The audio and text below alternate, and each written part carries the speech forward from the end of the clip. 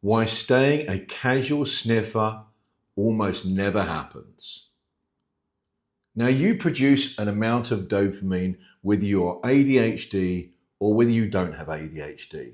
And the transmission speed alters depending whether you have ADHD or whether you don't have ADHD.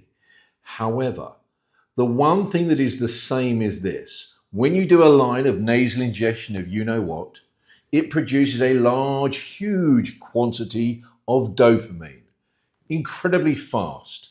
Your synaptic cleft cannot deal with the quantity of dopamine. The line of you know what hijacks your prefrontal cortex, that part of you which is dealing with your impulse control. It shrinks your grey matter, that part of you that deals with logical, rational conclusions. While that's happening, you're reducing the amount of dopamine that you're naturally producing because you get an external source and the synaptic cleft can't deal with the quantity. Having finished using, you're still having a reduction of dopamine.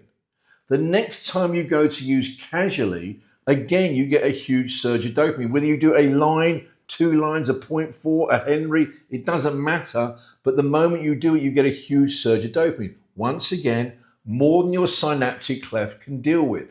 So it continues to turn down your dopamine receptors.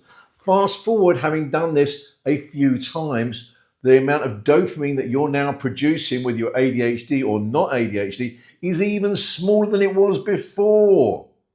And now the only way to feel good is to go and get your external source of dopamine. That's why it's very rare for a casual recreational user to not become full on once a week, twice a week, 3 times a week, etc. You understand? It's a progressive illness.